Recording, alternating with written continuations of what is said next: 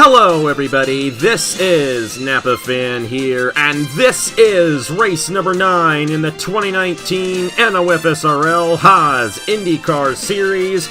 We are fresh off of the dramatic race at Indianapolis 2 weeks ago, where Audra Baranowski stole her first career IndyCar victory after Jonathan King came down the pit lane coming to the checkered flag.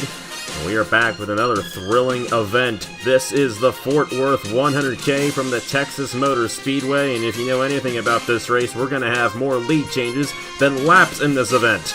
And I'm alongside Jesse Turner, who used to race in this series before, the first ever winner on Napa Fan. You've won races at other places just like Texas here in the IndyCar Series, so what is the strategy to get up front at the perfect time here for today's race?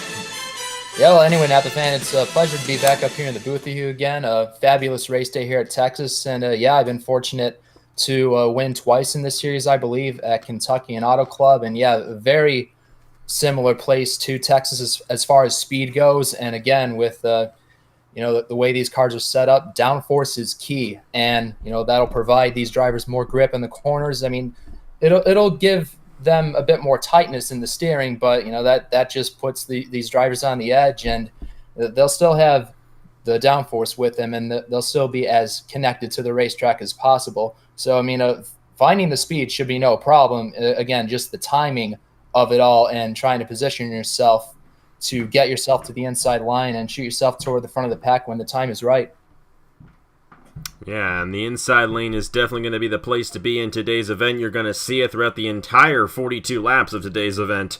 And if you're not in the inside lane, you're going backwards probably. But the thing is, it cycles through so quickly here at Texas that if you get stuck on the outside lane, you're probably going to find a way back on the inside in a few laps. So it's all about the timing, like Jesse said. And if you're not on that inside lane within the final 5 laps, you're probably not going to get a win here today at Texas. But we got a 42-lap race, so there's plenty of time to get on the outside lane, fall back, and come back through the field multiple times here today. So as long as you're on the inside lane at the perfect time, you got a shot at victory here at Texas. This is how they line up in the point standings coming into this race, and for the first time since the opening event of the season at the Daytona Road Course, we have somebody other than Justin Zaidel in the points lead. That is Richard Kinghart, with 227 points towards the championship. Justin Zaidel is actually now 3 points behind because Zaidel won the pole for this race here at Texas. He gets a bonus point for that. So Zaidel and Kinghart in a mano-a-mano battle for the top position halfway through the season.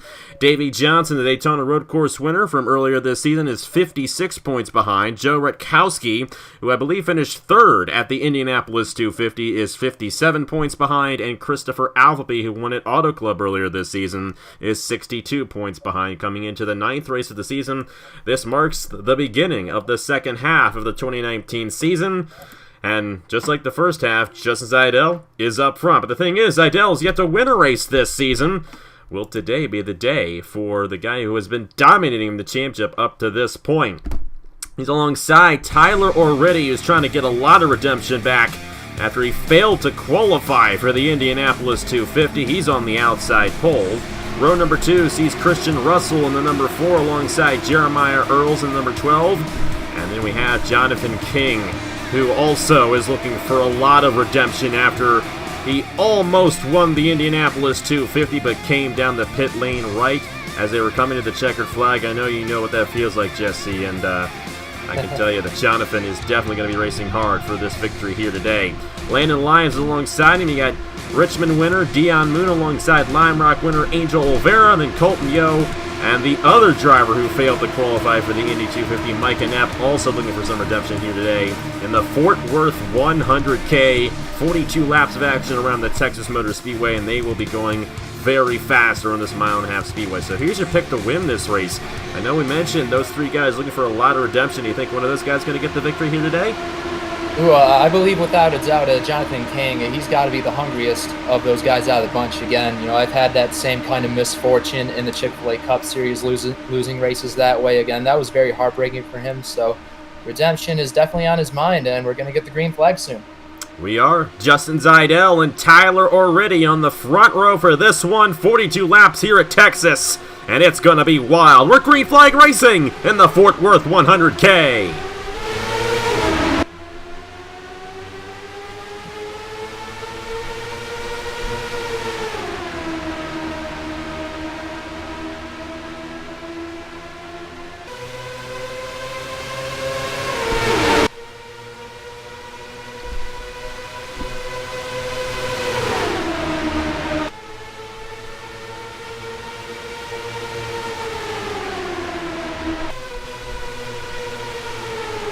Side by side on the first lap, Zidell able to get a bonus point towards the championship for leading lap number 1, but here comes Christian Russell, and here comes Jonathan King. He doesn't have to worry about fuel here today. We will not have any pit stops in today's event, but still, he really wants to get a race victory after what happened to him last week. He's going for the race lead. Here comes Dion Moon in the 22, and you already are seeing it. That inside lane keeps on passing the outside lane, and already we've seen 3 lead changes in this race.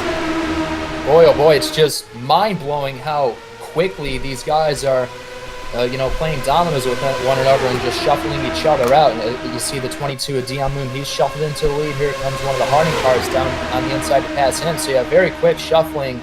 Again, we're only on lap 3, and just, like you predicted, more lead changes than laps. I'm sure that's going to stay.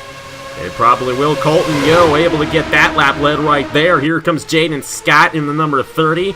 And Edgar Barreto, who won this race last year in the Haas IndyCar Series, he's trying to go for 2 in a row here at Texas. He's got a good shot at doing so in the number 19. Of course, every single driver in this field has a good shot at winning today's event.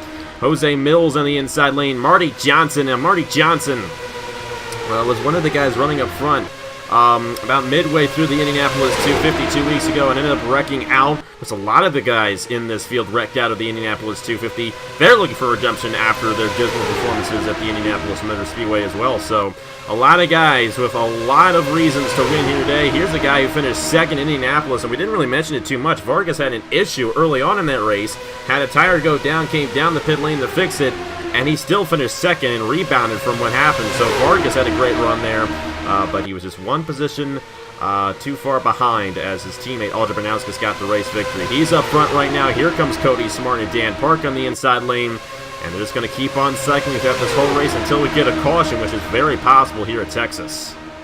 Man, you're telling me, Napa fan. Now these 3 wide moves, people are starting to fan themselves out again. Texas, thankfully these cars are very connected to the racetrack because of the downforce, and so, getting loose, just isn't really that much of the driver's means. But yeah, it definitely could be a real possibility. Again, it'll just take one mistake. Whether it be a driver going up half a lane or down half a lane too soon into another driver, and maybe a big wreck could occur. And we've seen plenty of those at Indy. Again, Marty Johnson was a victim of it. Dion Moon, he went flipping into the fence at Indy as well in the 22. So those guys are all mid-pack and trying to catch back up. We'll have to see what happens. We're 3 wide throughout the majority of the field right now, and the middle line is a place you really don't want to be because you don't fall back enough so you can get back on the inside lane. You kind of just stay where you're at. So guys like Christian Vargas, Edgar Barreto, and Jonathan King, they're in tight positions because they're not really gaining anything on anybody else. So tough place to be here at Texas. Noah Clifton out front in the 27. Keyshawn Richardson behind him. Christian Russell. Actually, that's Jordan Lopez, in the number 14. If I had $1 for every time we got Jordan Lopez and Christian Russell mixed up. Lopez is in the 14, Russell is in the 4. Here comes Al Agassi, one of the IndyCar Series veterans, and Tyler O'Ritty. After failing to make the Indianapolis 250, he would love to grab a race victory here at Texas and definitely rebound after missing the biggest race of the season. Yeah, that's right. O'Ritty right there, sitting 23rd in the points, it looks like, just 109 points back. So, he is still in contact with some of the guys around him, like Julio Cesar, Jaden Scott, and Al Agassi, as you mentioned about. So, still, he's not technically too late to make a rebound at it. But again, failing to qualify, that's got a big disappointment for the Indy 250. So trying to rebound after that. But today might be a nice place to try it out. Winning here at Texas is definitely a special thing to do because you can see how difficult it is to stay up front here. If you win at Texas, it definitely feels good. It's like you won the lottery because all these guys, all 30 of these drivers still have a shot at winning this race. And I like that Indianapolis. Wasn't necessarily like that at Auto Club. And this is probably going to be the only race of the season where it is like this, where they just keep on cycling through. But Tyler already won twice last year, won Pikes Peak, and actually won what was the finale race at Watkins Glen. So he's obviously very good in these Indy cars, and I definitely would expect him to do good once we get to Pikes Peak and the duel at the Glen later on. I know you're probably excited for that weekend, the Lake Effect Ice Cream Weekend at Watkins Glen coming up. I believe in the beginning of August. We got all 3 series going on there. But still, Tyler already, after missing the Indianapolis 250, like you said, he still has a shot at the championship. but it's going to take a few wins to do so. But a couple of good racetracks on his resume are coming up on the schedule, so he might still have a shot. A lot of guys still have a shot, but it's been guys like Kinghart and Zidell especially who have been dominating this season, and it might be very hard to dethrone him from the top positions as this season goes along. Here comes Micah Knapp, the other guy who failed to qualify for the Indianapolis 250. I know this guy was really excited about joining the series because of the Indianapolis 250, and he failed to qualify for it, but he's another guy who would love to get a race victory here today. That's Micah Knapp in the number 5. Here comes last year's Texas winner, Ingar Barreto to the inside, and Barreto's got it at the line for a lap lead. You know, just seeing drivers like Oridi and Knapp, guys that I used to call up with you on the booth for the Turkey Hill Series. So it's good to see fresh faces that were in previous seasons that I used to call, and now, you know, trying their hand at new series, new cars, trying to, you know, find more success in, you know, getting more wins up in there. So trying their hand at it here at Texas. The IndyCar Series is one of the toughest series to get wins in just because of how fast these guys go. It is mentally challenging, especially the Indianapolis 250, but this race is just as mentally challenging because of how fast these guys are going around this small racetrack. This is kind of small for an IndyCar Series. One of the smaller racetracks we go to. I know we go to Pikes Peak, we go to Phoenix, we go to Richmond, but a lot of the road courses we go to are bigger than this. And of course, Indianapolis, Pocono, Auto Club, they're all bigger than this racetrack as well. So unlike the Chick-fil-A Cup, this is one of the smaller racetracks for these guys, but yep, they're still going over 200 miles per hour around the entire place in this huge 30-car pack, inches away from each other. So it definitely takes a lot of knowledge and a lot of experience to run well here at Texas. Of course, all these guys have been racing throughout the entire season. They've definitely shown a lot of strength at places like this, but it's still mentally challenging to race here at Texas. How about Team Penske? We got Joe Rakowski, Dion Moon, and Jeremiah Earls, 1, 2, 3 at the moment. They seem to be all bunched up together in this race. It's Jeremiah Earls up front. Here comes Rakowski, who almost won the Indianapolis 250, actually. He made a move on Jonathan King late in the going, couldn't do it. King pulled away, but had to come down the pit lane. And while King was coming down the pit lane, he actually got passed by Audrey Baranowskis off of turn number 4. So Rakowski almost feels like he should have won that Indianapolis 250 after all that happened. But he did get a really good point stake. Comes into this race 4th in the championship standings. And a win here today would definitely put him right in that championship mode, heading into the final 7 races of the season. Here's Marty Johnson, back with Dan Park and Cody Smart on the inside lane. And just talk about teamwork from those Team Penske drivers again, Earls, Rakowski, and Moon. I mean, at least, you know, they still find a way to stay connected, even on that outside lane. So maybe this might be some sort of a secret strategy by the Penske drivers, you know, to maybe just stay in line as best as they can, try and not get separated, you know, by the fierce competition out there. And maybe they'll try and line up 3 by, you know, single file on the inside, and maybe they might march forward here. But again, the unpredictability of this place is very real. Extremely real. The thing is, last week, or 2 weeks ago, I should say, at the Indianapolis 250, unpredictability was king at the end of the race. No pun intended with that one. But Audrey Baranowskis was at the forefront of all that, and here she is up front at Texas. And I don't think she led halfway, but she's up front now, but she's getting passed right there.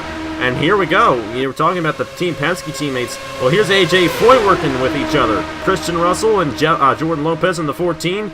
They're now up front, and they seem to be together in this pack. And we might notice this cycle. It seems like the same guys come up front at the same time with each other. And it might be the same thing for the Penske guys and the Foyt guys. We're halfway through the Fort Worth 100K. Russell with the lap left there. Here's Lagasse, here's Christian Vargas, and the 59 Jose Mills back on the inside lane. And these guys have already been up front here today at Texas. Again, like you mentioned, Napa, you know, these guys going upwards of 215, possibly 220 miles an hour, it just makes these last, you know, 23 laps go by in a blink. We're already on lap 24, 18 laps to go now. So, I mean, this might have place. Oh, wow, that was close between Lopez, I think it was Lopez and Lagasse there, and that was extremely close. He had Nick Smith on their inside there, and a thing like that could easily happen at any point throughout this race. I mean, we usually do a really good job here at Texas keeping it together, but one little mistake could cause, you know, half of the field to get caught up in an accident. And when they crash here, it is big in these Indy cars because they're just going so fast. And Lagasse He's really in a pickle right now, stuck in that outside lane. As a matter of fact, Lopez, or sorry, that's Russell. You know, I actually just noticed this right now. And I've watched IndyCar for a long time, but the 4 and the 14 have inverse colors. I never realized that up until they've been right on each other right here, and I get them confused all the time, but they're actually completely different if you look at them.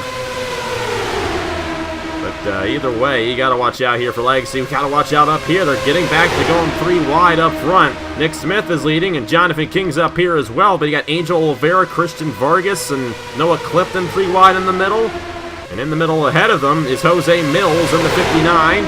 To the inside of our points leader, Richard King. Are now, Justin Seidel started on the pole for this race. We really haven't seen him up front yet since he started on the pole, but he's on the inside lane right now, but about midway through the field in the number 10. Man, my gosh, it just shows how much these drivers are on edge here. You know, the race has gone by. I'm sure the tire wear,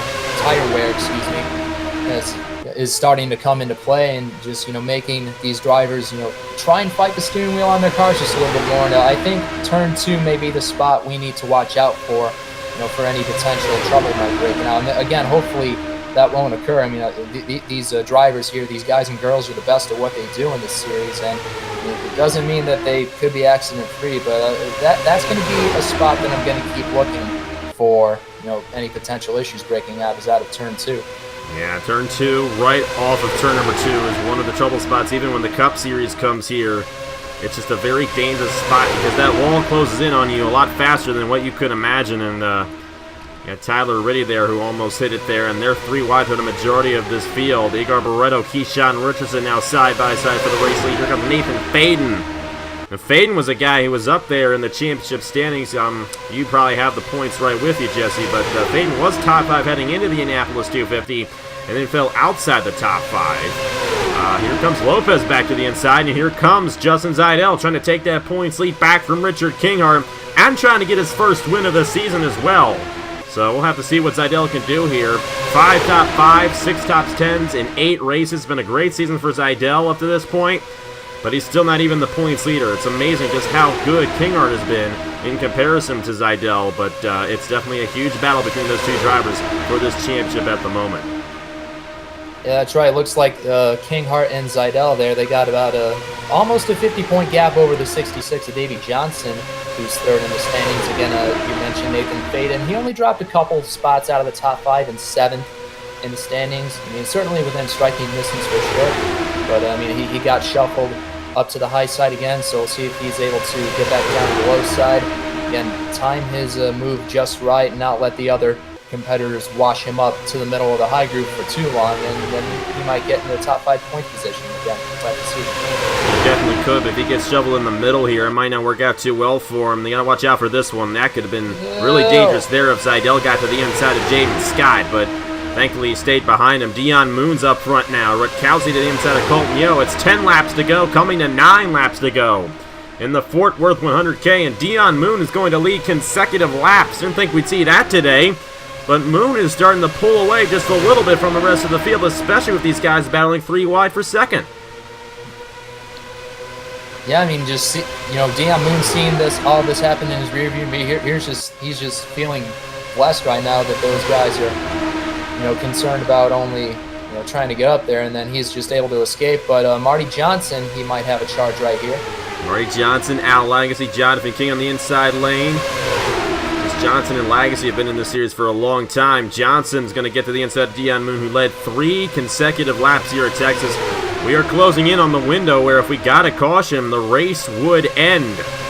So these guys better be careful. If they're going to wreck, they better do it now, but hopefully they don't do it at any point throughout this race, and we can stay green the whole way through. That could be the finish right there. At the line, I believe Al Legacy led the lap, and he did barely over Marty Johnson, but these guys are getting up front just way too early. And I want to be getting on the inside lane right about now to move your way to the front. Guys like Tyler Riddy, Noah Clifton, and Thomas Truxell, I think they're in the best positions right now. Even though already's last right now, he could easily win this race at this point. But if you're on the outside lane at this point, you might not have enough time to get back to the inside and steal the win away. Jonathan King's going to lead another lap there. Nick Smith to the inside. We're going to hand out a lot of bonus points today for these guys leading laps. Not sure who's going to get the most laps led on this one. It might end up being Dion Moon, but a lot of guys are going to have an extra point towards their championship because a lot of guys have led a lap here today and get a bonus point for leading a lap here in the Haas IndyCar Series. Jose Mills now up front. Christian Vargas to the inside. 5 laps to go at Texas.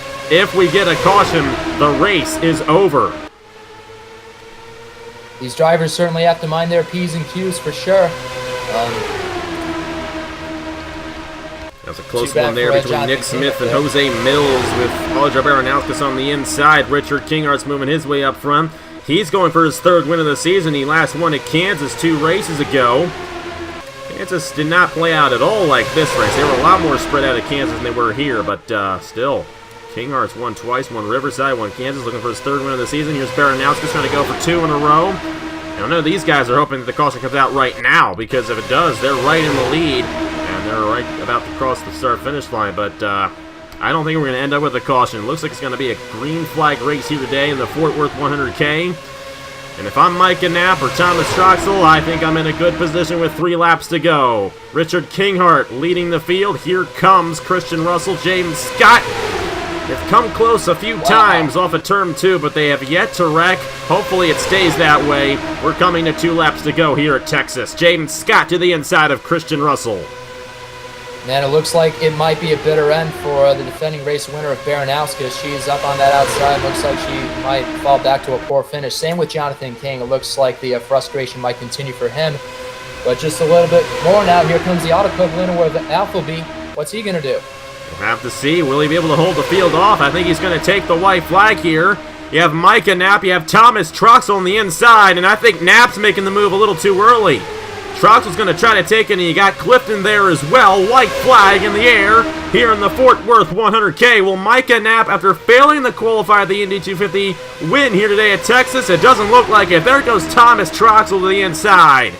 And that might be the winning move right there for the driver of the number 17. Will Clifton get a run to the inside? Yes, he will. Get out those cameras. Photo finish at the line. I think Troxel got it. Thomas Troxel wins at Texas in the Fort Worth 100K. So thrilling for Thomas Troxel in that 17 car. He just squeaked out ahead of Clifton, and he's certainly a proud boy, that's for sure. I can definitely imagine he is ecstatic right now. Thomas Troxel's had an unfortunate season up to this point, but that is sweet redemption for Thomas Troxel. And I will say, last year was unfortunate for him as well. We had the Rockstar Pro Series, and I kind of feel bad for him. We ended up canceling the series while he was 1 point behind the points leader. Well, there's your gift to you for that happening there. We'll have to see what Troxel does in the points after getting his first win of 2019 here on Napa Fan at the Texas Motor Speedway. Thomas Troxel wins the Fort Worth 100K, and that just might be the closest finish of the year on Napa Fan at 3/1000ths of a second. That's why we continue to come here to Texas. We get finishes like that all the time. The Indy Lights, they've always had good finishes here, and we got a good one here in the IndyCar Series here today. That might have been as close as they were at the line all day as well. And we saw how many passes they were making at the line right there. Everybody finished within 1.32 seconds of each other. 30 cars within 1.32 seconds of each other here today. Jonathan King, like you mentioned, fell back quite a bit there. Not a good day for him, but how about Thomas Troxel? He got in the right place at the right time, and I was mentioning those guys in the back. I think it was about 6 laps to go. That's where you wanted to be, and it turns out I was right about it. Troxel was in the back when I mentioned it. He moved his way up on that inside lane and took the lead at the perfect time to win here today at Texas. Yeah, and we were just looking at those 3 drivers with, I don't even know, 4 or 5 laps to go. And, you know, that's just how you have to position yourself here at tracks like this here at Texas. Again, 0.003 of a second. Again, another fantastic finish.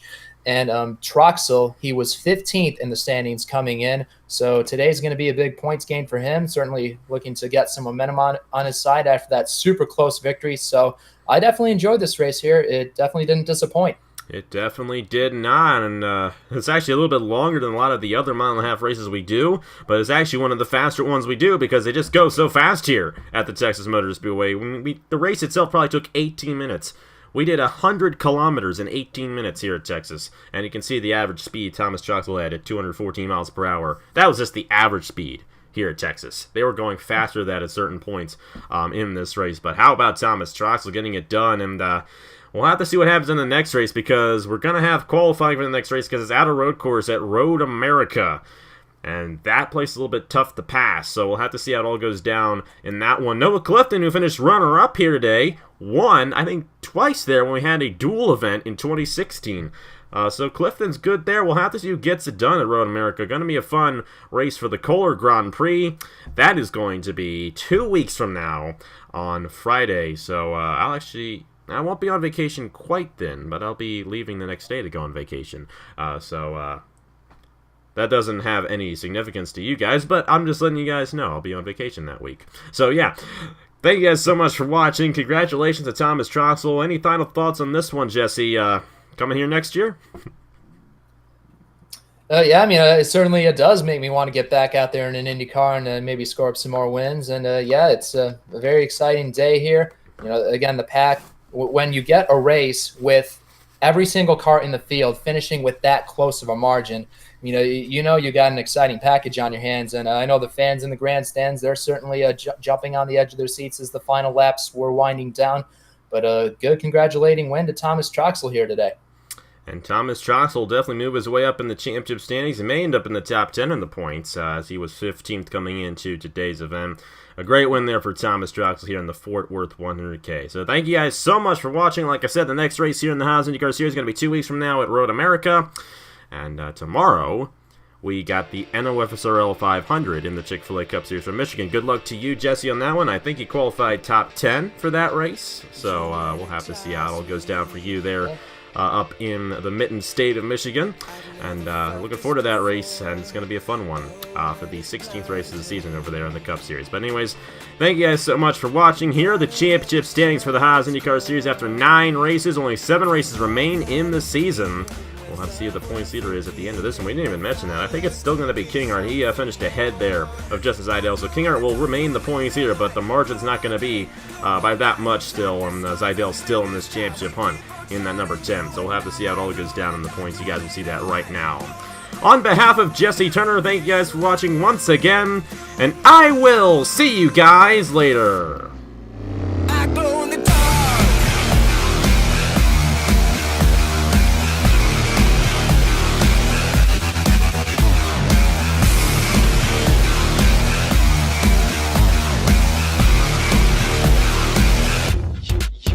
Energize me with a passion that can